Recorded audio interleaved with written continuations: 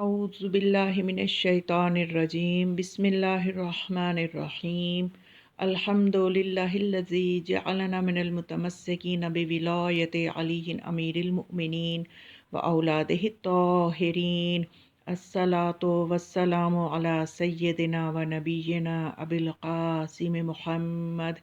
صلی اللہ علیہ وآلہ وسلم۔ آج میں ایک بہت ہی بہترین اور ایک بہت عظیم خزانہ ہے جو آپ کے حوالے کرنا چاہ رہی ہوں، ایک بہت ہی پیارے سے اور خوبصورت سے عمل کی صورت میں۔ یہ عمل کرنے میں بہت مختصر اور بہت آسان ہے، لیکن اپنے اندر یہ بہت ہی زیادہ طاقت رکھتا ہے، اور اس سے پوری طرح سے استفادہ کس طرح سے کیا جائے، کچھ واقعات کی روشنی میں بھی میں بتانا چاہوں گی۔ سب سے پہلے عمل سن لیجئے کہ وہ عمل کیا ہے۔ محاسن برقی میں رسول خدا صلی اللہ علیہ وآلہ وسلم سے روایت کی گئی ہے کہ جو شخص روزانہ 100 مرتبہ سبحان اللہ کہے تو اس کا ثواب کعبے میں 100 اونٹ قربانی کرنے سے زیادہ ہے۔ یعنی صرف ایک، آپ دیکھیے کہ چند حروف سے مل کے ایک لفظ جو ہے سبحان اللہ،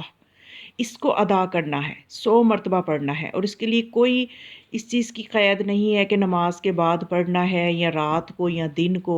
بس کسی بھی وقت یہ کلمہ آپ 100 مرتبہ یعنی ایک تسبیح بس پڑھ لیں سبحان اللہ،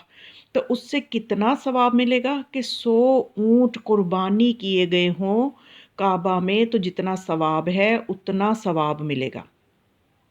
پھر آگے روایت چلی تو آپ صلی اللہ علیہ وآلہ وسلم نے فرمایا، جو شخص 100 مرتبہ کسی بھی وقت الحمدللہ کہے تو اس کے لیے 100 غلام آزاد کرنے سے بہتر ہے۔ کتنا بڑا اجر و ثواب ہے۔ اب جی آپ پوری گفتگو سنیے گا کہ واقعاً اتنا اجر و ثواب اگر ہم لینا چاہتے ہیں تو ہمیں کس طرح سے محنت کرنی ہے اور کس طرح سے ہم وہ اجر و ثواب لے سکتے ہیں۔ اور تیسری چیز فرمائی آپ نے کہ جو شخص 100 مرتبہ اللہ اکبر کہے تو اس کا ثواب زین لگام سمیت 100 گھوڑے جہاد میں بھیجنے سے زیادہ ہے۔ اور پھر فرمایا، جو شخص 100 مرتبہ لا الہ الا اللہ کہے تو اس کے عمل سے کسی کا عمل بہتر اور بیشتر نہیں ہوگا، مگر صرف اس بندے کا عمل اس کے عمل سے بہتر ہوگا کہ جو یہ کلمہ اس سے زیادہ تعداد میں پڑھے گا، وگرنہ اس بندے کے عمل سے، یعنی جو لا الہ الا اللہ کو 100 مرتبہ سے بھی زیادہ پڑھے تو اس کا عمل جو ہے وہ اس بندے سے کہ جو صرف 100 مرتبہ لا الہ الا اللہ پڑھ رہا ہے اس سے بہتر ہوگا، وگرنہ اس بندے کے علاوہ کوئی اور کسی بھی بندے کا عمل اس بندے سے افضل نہیں ہو سکتا، اس بندے کے عمل سے افضل نہیں ہو سکتا جو 100 مرتبہ یہ کلمہ کہے لا الہ الا اللہ، تو اس کے عمل سے کسی کا عمل بہتر نہیں ہوگا۔ تو اب یہ جو ہے کتنی خوبصورت یہ روایت ہے کہ ان کلمات سے اب ہم نے یہی ثواب اگر ہم لینا چاہتے ہیں تو اس کے لیے ہمیں دیکھنا ہے کہ نہ تو کوئی ہمارا مال خرچ ہو رہا ہے، نہ ہماری اس میں کوئی اتنی محنت ہے، کیونکہ ہوا یہ کہ اصل میں نہ کچھ غربا جو تھے، کچھ غریب لوگ، وہ رسول خدا صلی اللہ علیہ وآلہ وسلم کی خدمت میں آئے اور آ کے کہنے لگے کہ یا رسول اللہ، ہم نے سنا ہے کہ امیر لوگ جو ہیں کہ یعنی ہم نے سنا ہے کہ جہاد کے لیے جب قافلے جاتے ہیں تو اس میں کوئی اپنی استطاعت کے مطابق گھوڑے دے دیتا ہے، کوئی کسی طرح کی مدد کر دیتا ہے، تو ہمارے اتنے وسائل نہیں ہیں کہ ہم کوئی مدد کر سکیں مجاہدین کی یا جنگ میں جانے والوں کی، تو پھر جو اجر و ثواب ہے وہ تو سارا امیر لوگ لے لیتے ہیں، کیونکہ جنگ کے لیے، جہاد کے لیے جو بھی مدد کی جائے اس کے لیے بہت بڑا اجر و ثواب روایات میں آیا ہے کہ حق کے لیے جب لشکر جا رہے ہوں تو ان کی کسی بھی طرح کی مدد کی جانی چاہیے، تو اس مدد سے کتنا اجر و ثواب ملتا ہے۔ تو ہم محروم رہ جاتے ہیں کہ ہمارے پاس وسائل نہیں ہیں کہ ہم بھی گھوڑے دے سکیں، ہم بھی یہ اس طرح کے کام کر سکیں، یا اپنے کچھ غلام آزاد کر کے تو لشکر میں شامل کروا سکیں، تو ہم ایسا نہیں کر سکتے، ہم محروم رہ جائیں گے۔ تو پھر اس وقت آپ صلی اللہ علیہ وآلہ وسلم نے ایک ایک کلمے کے لیے پھر آپ نے فرمایا تھا کہ جو اس طرح سے کر لے گا، اتنا پڑھ لے گا تو اس کو بھی اجر و ثواب ملے گا۔ یعنی جیسے دیکھیں نا، 100 مرتبہ اللہ اکبر کہہ دینے سے سو اس کا ثواب زین لگام سمیت 100 گھوڑے جہاد میں بھیجنے سے بھی زیادہ ہے۔ تو اس طرح غربا بھی اس اجر و ثواب کو لے سکتے ہیں۔ تو جب غربا نے یہ مرتبے اور یہ فضیلتیں سنی، انہوں نے تسبیحات پڑھنا شروع کر دیں، تو امیر لوگوں نے بھی وہ تسبیحات پڑھنا شروع کر دیں۔ تو پھر وہ جو غریب تھے وہ رسول خدا صلی اللہ علیہ وآلہ وسلم کی خدمت میں آئے اور آ کے کہنے لگے، یا رسول اللہ، جو امیر لوگ ہیں وہ چیزیں بھی دے رہے ہیں لشکر کے لیے، سامان بھی دے رہے ہیں، اور انہوں نے بھی یہ تسبیحات پڑھنا شروع کر دی ہیں، تو وہ پھر ہم سے زیادہ اجر و ثواب لے لیں گے۔ تو پھر آپ صلی اللہ علیہ وآلہ وسلم نے اس وقت یہ فرمایا کہ یہ خدا کا فضل ہے، جس کو چاہے جتنا عطا کرے۔ تو بہرحال یہ عمل ایسے ہیں کہ کوئی غریب ہو امیر ہو، کسی کے لیے شریعت میں کوئی قید نہیں ہے کہ کوئی امیر پڑے گا تو اس کو اتنا ثواب اور جو غریب پڑے گا تو اس کو کم ثواب، ایسا ہرگز نہیں ہے۔ خدا رحیم ہے، عادل ہے، تو اس نے سب کے لیے جو بھی اس کو اجر و ثواب کو لینا چاہتا ہے وہ لے سکتا ہے۔ ہاں البتہ ان کی قبولیت کی جو شرائط ہیں وہ سب کے لیے ایک جیسی ہیں۔ کوئی بھی عمل جو ہے اس وقت تک قبول نہیں ہو سکتا جب تک کہ اس میں دو چیزیں نہ ہوں۔ یہ میں وضاحت کرنا چاہتی ہوں کہ یہ تسبیحات آپ پڑھیں، اس پہ آپ کا کوئی وقت بھی نہیں لگے گا، لیکن دو چیزیں مد نظر ہوں کہ ایک تو ان اعمال کو کرتے وقت انسان کا عقیدہ درست ہونا چاہیے، اللہ پہ ایمان، اللہ کی حجتوں پہ ایمان، ولایت پہ یقین۔ تو اگر یہ ولایت سے خالی عقیدے کے ساتھ ان تسبیحات کو پڑھیں گے تو پھر یہ اجر و ثواب ممکن نہیں ہے۔ اور اگر ولایت پہ عقیدہ تو ہو لیکن نیت خالص نہ ہو کہ جی ہم سبحان اللہ پڑھ رہے ہیں، تسبیحات کر رہے ہیں، اور نیت میں یہ ہے کہ کوئی ہمیں دیکھ لے کہ میں بہت ہر وقت عبادت میں رہتی ہوں، ہر وقت میں تسبیحات پڑھتی ہوں تو میری ذرا عزت بڑھ جائے، تو پھر بھی اس کا عمل جو ہے وہ ضائع ہو جائے گا۔ یعنی دو چیزوں کا خیال کرنے، عقیدہ اور نیت دونوں درست ہونی چاہیے۔ ہاں البتہ اس عمل کے ڈھانچے میں، یعنی اس کی ادائیگی میں اگر کچھ کمی بیشی رہ جائے تو اس کے لیے گنجائش موجود ہے کہ عمل قبول ہو سکتا ہے پھر بھی۔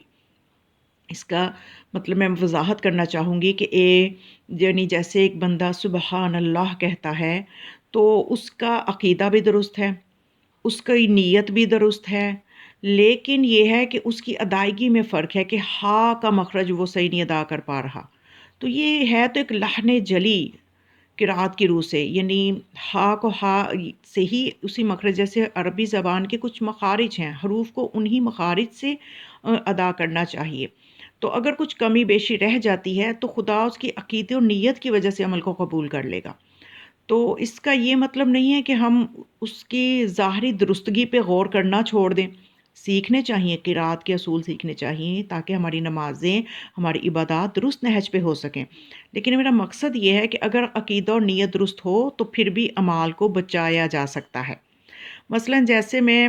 آپ کو ایک واقعہ سناؤں کہ حضرت موسیٰ علیہ السلام، یہ واقعہ جو ہے یہ نعیم الابرار جو ہے کتاب، اس کی جلد اول میں موجود ہے۔ تو اس کے مؤلف یہ واقعہ نقل کرتے ہیں کہ حضرت موسیٰ علیہ السلام ایک مرتبہ جنگل سے گزرے تو آپ نے دیکھا کہ ایک آدمی نماز پڑھ رہا ہے جو بے ترتیب اور ناقص تھی، نہ انداز ادائیگی درست، نہ ہی الفاظ درست تھے۔ تو حضرت موسیٰ علیہ السلام کو ایسی بے معرفت نماز دیکھ کر تعجب ہوا اور ناراضگی کے لہجے میں فرمایا، اے مرد خدا، اس طرح کی نماز نہیں پڑھنی چاہیے، یہ تو نہ پڑھنے کے برابر ہے، یہ ناقص عبادت تیری ہرگز قبول و مقبول نہ ہوگی۔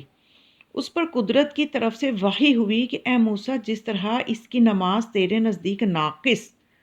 اور بے سود ہے، اسی طرح تیری عبادت خالق کے نزدیک کما حقہ نہیں ہے۔ اے کلیم، میری ذات الفاظ کو نہیں دیکھا کرتی بلکہ میری نگاہ دلوں اور نیتوں کا مطالعہ کیا کرتی ہے۔ اور بس ہر انسان کو بلندی ایمان کے مطابق اللہ کی معرفت ہوگی، جتنا مقام بلند ہوگا اتنی ہی معرفت خدا زیادہ ہوگی، بلکہ معرفت الہی میں انبیاء اور رسول بھی ایک درجے پہ نہیں ہوا کرتے۔ جیسے خدا فرماتا ہے تلک الرسل فضلنا بعضهم علی بعض، کہ رسولوں میں سے بھی ہم نے بعض کو بعض پر فضیلت دے رکھی ہے، تو وہ اسی معرفت کی بنا پہ ہے۔ تو جتنی اللہ کی معرفت زیادہ ہوتی ہے اتنا ہی انسان کا عمل خالص ہوتا ہے اور خلوص ہی اللہ کو چاہیے، کیونکہ ایک اور روایت میں ہے نا، کلو ناسن ہالکن الا العاملون الا العالمون، کہ تمام لوگ ہلاک ہو جائیں گے، صرف عالم جو ہیں وہ ہلاک نہیں ہوں گے۔ پھر آگے روایت بڑھی کلو عالمون الحالکون، کہ ہر عالم بھی ہلاک ہو جائے گا الا العاملون، لیکن وہ بچیں گے کہ جو اپنے علم پر عمل کرتے ہیں۔ پھر فرمایا آگے حدیث میں کہ کلو عاملون الحالکون، کہ کل عمل کرنے والے، تمام عمل کرنے والے بھی ہلاک ہو جائیں گے الا المخلصون، صرف وہی بچیں گے کہ جو مخلص بھی ہوں گے، جن کی نیتیں خالص ہوں گی، صرف وہی بچیں گے۔ تو ہمیں ایک تو اپنے جو ہے اس واقعہ سے یہ چیز سامنے آئی کہ ہمیں اپنی نیت اور عقیدہ، خدا کہتے ہیں کہ میں لفظوں کو نہیں دیکھتا، میں نیت اور عقیدے کو دیکھتا ہوں۔ تو یہ ہماری محبت ہونی چاہیے کہ ہم الفاظ بھی درست ادا کریں، کہ جب خدا ہمارے لیے اتنی کشادگی رکھ رہا ہے، اتنی رحمت رکھ رہا ہے، اتنی محبت کا اظہار کر رہا ہے کہ وہ قبول کر لے گا ہمارے اعمال کو، تو ہمیں بھی محبت میں اپنے اعمال کو درست کرنا چاہیے، تاکہ ہم تسبیحات کے مخارج کو سیکھیں اور اس طرح سے ہی ان کو ادا کریں۔ بے شک وہ تو قبول کر لے گا، لیکن ہماری بھی محبت ہونی چاہیے نا، تو اور ان کو اس طرح سے ان تسبیحات کو ادا کریں کہ ان کے مفہوم پہ غور کر کے، تو پھر واقعاً جب ہم ان چیزوں کا لحاظ کر کے سبحان اللہ 100 مرتبہ، تو کیا میں کہتی ہوں 1 مرتبہ بھی کہیں گے تو اتنا اجر و ثواب ملے گا کہ انسان شمار نہیں کر سکتا، کہ سبحان اللہ جب آپ 100 مرتبہ کہہ رہی ہوں تو اس وقت آپ کے ذہن میں خدا نے جتنی کائنات میں نعمتیں پیدا کی ہیں، انسان کے لیے پیدا کی ہیں، کتنی نعمتیں اور کتنی اس کے لیے خدا نے موسم رکھے، پھل رکھے، اس کی جسم کی بقا کے لیے، اس کی روح کی بقا کے لیے ہادی رکھے، ہر زمانے میں اپنی حجتوں کو بھیجا۔ تو یہ خدا کی ساری جو آفاق میں پھیلی ہوئی نعمتیں ہیں، ان پہ غور کرنا چاہیے، غور کرتے رہنا چاہیے کہ اس نے ہمیں کتنی نعمتوں سے نوازا ہے، اور ساتھ ساتھ سبحان اللہ زبان سے نکلنا چاہیے۔ تو پھر یہ جو 100 مرتبہ نکلا ہوا سبحان اللہ ہے، یقیناً یہ کعبہ میں 100 اونٹ قربان کرنے سے بھی زیادہ ثواب رکھے گا۔ اور اس کے علاوہ جب الحمدللہ کہیں تو آپ کی توجہ ان نعمتوں پہ ہونی چاہیے جو آپ کو اللہ نے دے رکھی ہیں، آپ کے یعنی انسان کو اپنے جسم پہ غور کرنا چاہیے کہ میرے اندر کتنے سسٹم ہیں جو ایک ہی وقت میں چل رہے ہیں، نظام تنفس، نظام انہضام، اور سوچنے کی صلاحیت، بولنے کی صلاحیت، چکھنے کی صلاحیت، یہ ساری چیزیں صرف اپنے جسم پہ ہی انسان غور کرے تو انسان سجدے میں سر رکھنے پہ مجبور ہو جاتا ہے کہ اس پروردگار نے ہمیں کتنی نعمتیں دے رکھی ہیں۔ جب کچھ دیر کے لیے انسان بیمار ہو تو پھر اسے پتہ چلتا ہے کہ صحت کیا تھی، صحت کے عالم میں اس کو اپنے جتنی نعمتیں اللہ نے دی ہوتی ہیں اس کو اندازہ نہیں ہوتا ان کی قدر و قیمت کا۔ تو اس لیے انسان کو صحت کی حالت میں اور اپنے جو ہے ان نعمتوں پہ بھی دیکھنا چاہیے، اولاد جیسی نعمت دی ہے، حلال رزق دیا ہے، حلال رزق کمانے کے لیے قوت دی ہے، اور بہت سی نعمتیں کہ خدا کہتا ہے کہ ان تعدوا نعمت اللہ لا تحصوها، کہ تم اس کی نعمتوں کو شمار کرنا چاہو تو کر نہیں سکتے۔ یہ جب خدا نے کہہ دیا تو ہم کیسے کہیں کہ ہم شمار کر سکتے ہیں؟ تو اب یہ اتنی نعمتیں، ان پہ الحمدللہ جب ادا کر رہے ہوں تو ساتھ ساتھ ان پہ غور کریں، اور پھر اس کے بعد اللہ اکبر جب کہہ رہے ہوں تو تب بھی اس چیز پہ غور کر کہ واقعاً خدا سے بڑی کوئی طاقت نہیں ہے، اللہ ہی ہے، اللہ اتنا بڑا ہے کہ اس کا کسی سے مقابلہ ہی نہیں ہے کہ ہم مقابلے میں لائیں کہ خدا فلاں سے بڑا ہے یا فلاں سے بڑا ہے۔ لا الہ الا اللہ جو ہے، یہ کہتے وقت جو ہے انسان کی توجہ اس طرف ہونی چاہیے کہ انسان کا معبود وہی معبود حقیقی ہے، نہ تو دولت اس کا معبود ہے، نہ جاہ و حشم اس کا معبود ہے، نہ دنیا کی کوئی طاقت اس کا معبود ہے، ایک ہی معبود ہے اور وہ اللہ ہے، وہ الہ ہے، وہ اور اس کے علاوہ کوئی الہ نہیں ہے، صرف وہ ہے جو کہ اللہ ہی ہے، جو کہ سب کا معبود ہے۔ تو اب یہاں پہ دیکھا جائے تو یہاں پہ یہ چیزیں ہمیں غور کر کے جب ہم تسبیحات کریں گے تو پھر ہمیں فائدہ ہوگا۔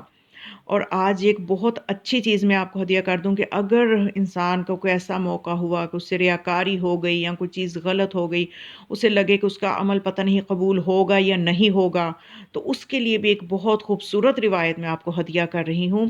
کہ وہ نیکیاں ہم واپس لے سکتے ہیں۔ وہ کس طرح سے کہ کتب راوندی نے روایت کی ہے کہ بنی اسرائیل میں ایک عابد تھا جس نے سال ہر سال تک خدا کی عبادت کی تھی۔ ایک دن اس نے اللہ تعالیٰ سے دعا کی کہ پروردگار میں یہ جاننا چاہتا ہوں کہ میرے نزدیک تیری کیفیت، کہ تیرے نزدیک میری کیفیت کیا ہے، اگر تو نے میرے اعمال کو پسند کر لیا ہے پھر میں ایسے اعمال میں مزید اضافہ کروں، ورنہ مرنے سے پہلے توبہ کر لوں کہ اگر تو نے قبول ہی نہیں کیے، کوئی اس میں کمزوری رہ گئی ہے۔ اس پر اللہ تعالیٰ نے اس کے پاس ایک فرشتہ بھیجا جس نے آ کر کہا تیرا کوئی بھی عمل خدا کے نزدیک قابل قبول نہیں ہے، یعنی اس نے سال ہر سال خدا کی عبادت کی تھی۔ اب ہمیں دیکھنا چاہیے کہ ہم عبادتیں تو کر لیتے ہیں، ان کو بچانا کس طرح سے ہے۔ اس نے پوچھا کہ میری اتنی عبادت کیا ہوئی؟ فرشتے نے کہا تو نیکی کا جو بھی کام کرتا تھا لوگوں کو بتاتا رہتا تھا،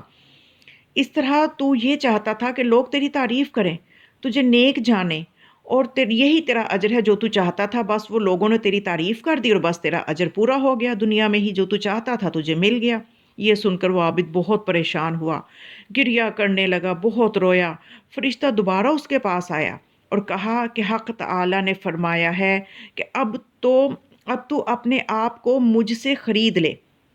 تو اس نے کہا فرشتے سے کہ میں ایسا کیسے کر سکتا ہوں کہ میں کیسے خرید لوں؟ یعنی وہ ساری نیکیاں واپس مل سکتی ہیں، وہ ساری عبادتوں کا اجر مل سکتا ہے کہ تم مجھے اپنے آپ کو مجھ سے، خدا کہہ رہا ہے کہ اس فرشتے سے کہہ رہا ہے کہ اس بندے سے جا کے کہو، بنی اسرائیل کے اس شخص سے جا کے کہو کہ وہ اپنے آپ کو مجھ سے خرید لے۔ تو اس نے جب پوچھا نا کہ ایسا کیسے ہو سکتا ہے، تو فرشتے نے کہا کہ ایسا اس طرح سے ہو سکتا ہے کہ خدا فرماتا ہے کہ اپنے بدن کی رگوں میں سے ہر ایک کے عوض صدقہ دیا کرو۔ اس نے عرض کیا میں ایسا کیسے کر سکتا ہوں، یہ تو بہت مشکل کام ہے۔ تو پھر فرمایا کہ روزانہ 360 مرتبہ جو تیری رگوں کی تعداد ہے، 360 مرتبہ، یعنی ہماری جسم میں جو رگیں ہیں وہ 360 ہیں، تو 360 رگوں کی تعداد کے برابر یہ کہا کرو سبحان اللہ والحمد للہ ولا الہ الا اللہ واللہ اکبر ولا حول ولا قوت الا باللہ۔ اس نے کہا پالنے والے اس سے کچھ اور بھی زیادہ عطا فرما۔ حکم ہوا کہ اگر اس سے زیادہ مرتبہ پڑھو گے تو ثواب اس سے بھی زیادہ حاصل کرو گے۔ تو یہاں پہ کلینی جو ہے انہوں نے ایک معتبر سند کے ساتھ ایک روایت بیان کی ہے جس کو علامہ مجلسی نے اپنی کتاب میں بیان کیا ہے کہ امام جعفر صادق علیہ السلام سے روایت ہے کہ رسول اکرم صلی اللہ علیہ وآلہ وسلم اپنے بدن کی رگوں کی تعداد کے مطابق 360 مرتبہ یہ کہا کرتے تھے الحمد للہ رب العالمین کثیرن علی کل حال، یعنی حمد ہے اللہ کے لیے جو جہانوں کا رب ہے، ہر حال میں تیری ہی حمد ہے اور بہت بہت حمد ہے۔ تو یہ کلمہ جو ہے وہ ہمارے نبی اکرم فرمایا کرتے تھے، یعنی ان کی سیرت میں، ان کی سنت میں یہ چیز ہے کہ رگوں کی تعداد کے برابر جب ہم اس وظیفے کو پڑھیں گے، یا وہ جو وظیفہ آپ کو میں نے پہلے بتایا جو بنی اسرائیل کے شخص کے پاس فرشتہ لے کے آیا، تو 360 مرتبہ یہ سمجھ لیں کہ ہم نے اپنی ہر رگ کے بدلے میں صدقہ دے دیا۔ تو جب صدقہ دے دیا تو پھر ہمارے اعمال بھی محفوظ ہو گئے، اور اس سے ہمیں یہ ہے کہ ہماری جو ہے زندگیاں بھی بابرکت ہو جائیں گی، اور اعمال کی صحیح طرح سے جو ہمیں اعمال کے فضائل بتائے گئے ہیں، ان کے اجر و ثواب بتائے گئے ہیں، نہ تو وہ ضائع ہوں گے اور نہ ہی وہ ہم دنیا سے جب ہم جائیں گے تو آخرت میں ہمیں یہ ان کی پوری پوری جزا ملے گی۔ تو یہ پوری پوری جزا لینے کے لیے ہمیں اعمال کو تھوڑا سا دیکھنا بھی ہے کہ نیت خالص ہو، عقیدہ درست ہو اور ادائیگی بھی درست ہو۔ یہ ادائیگی والی شرط میں تھوڑی سی چھوٹ ہے، جیسا کہ حضرت موسیٰ علیہ السلام کے واقعہ سے میں نے بتایا، لیکن اس چھوٹ کا یہ مطلب نہیں ہے کہ ہم درستگی کی طرف جائیں ہی نہ۔ درست کرنے کی کوشش کرنی چاہیے کہ ہم اپنے جو عربی کے مخارج ہیں ان کو درست کریں، جہاں سے جو حروف خارج ہوتے ہیں جن جگہوں سے، ان کو تھوڑا سا سیکھ لیں تو ہماری عبادتوں کو 4 چاند لگ جائیں گے، ورنہ خدا تو قبول کرنے والا مہربان ہے۔ تو بس خدا سے دعا ہے کہ ہمیں ایسی عبادت کرنے کی توفیق دے، خالص عبادت کے جس کے ساتھ عقیدہ ولایت بھی ہو اور جس کے ساتھ ایمان بھی درست ہو، نیت بھی خالص ہو اور ادائیگی بھی درست ہو۔ تو خداوند متعال ہمیں ایسی عبادت کرنے کی توفیق عطا فرمائے کہ جس سے وہ ہم سے راضی ہو جائے، اور ائمہ معصومین علیہم السلام، چہاردہ معصومین علیہم السلام، بالخصوص ہمارے زمانے کے امام علیہ السلام ہم سے راضی ہو جائیں۔ وما علیہ الا البلاغ، والسلام علیکم ورحمۃ اللہ وبرکاتہ۔